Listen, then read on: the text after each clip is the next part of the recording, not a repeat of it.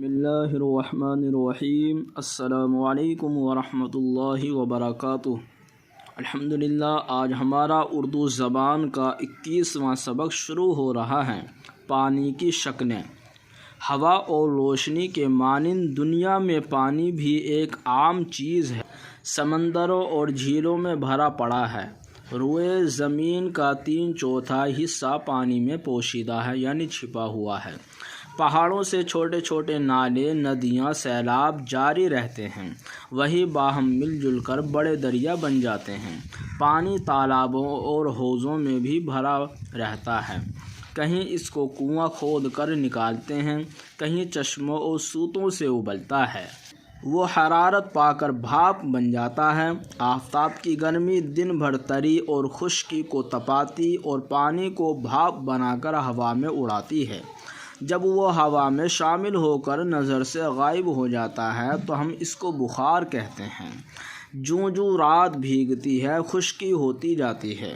اس وقت پانی کے ابخرے جو ہوا میں شامل ہیں، کسی قدر دریاؤں، جھیلوں اور گھاٹیوں کے آس پاس ہوا میں ادھر رہتے ہیں۔ ان کو کوہر کہتے ہیں۔ کسی قدر پہاڑیوں کی چوٹیوں پر جم جاتے ہیں۔ ان کو پالا بولتے ہیں۔ مگر پانی کی بڑی مقدار دھنی ہوئی روئی کے پہلوں کے مانند ہوا میں اڑتی پھرتی ہے۔ اس کو ہم بادل یا ابر کہتے ہیں۔ تم نے بوڑھیوں کی زبانی ضرور سنا ہوگا کہ بادل سمندر سے پانی پی کر آتے ہیں۔ کیا تم خیال کرتے ہو کہ وہ کوئی جانور ہیں؟ یہ خیال بالکل غلط ہے۔ بادل حقیقت میں چھوٹے چھوٹے قطرے اسی پانی کے ہیں جس کو تم پیتے اور کام میں لاتے ہو۔ پانی کے چھوٹے قطرے جو ابر کی شکل میں نظر آتے ہیں، جب وہ باہم مل جل کر موٹے اور وزنی ہونے لگتے ہیں تو پھر ہوا ان کا بوجھ سنبھال نہیں سکتی۔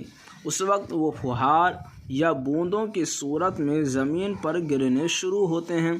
اسی کو ہم میگھ یا بارش کہتے ہیں۔ جب سخت سردی ہوتی ہے تو پانی جم کر پتھر کی مانند ہو جاتا ہے۔ اسی کو ہم برف کہتے ہیں۔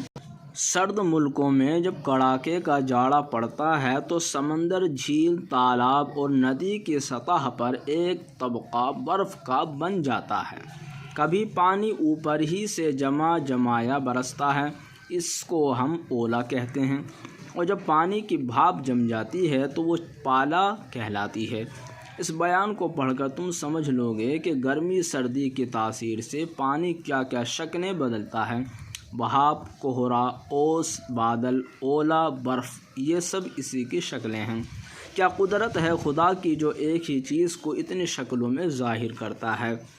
سیلاب پانی کی رو، بخار بھاپ، خون کی ٹھنڈک، ابخرا یہ بخار کی جمع ہے، اس کے معنی بھی بھاپ کے ہیں۔ شبنم کے معنی اوس کے آتے ہیں۔ طبقے کے معنی درجہ، پرت۔ الحمدللہ، آج کا ہمارا سبق مکمل ہوا۔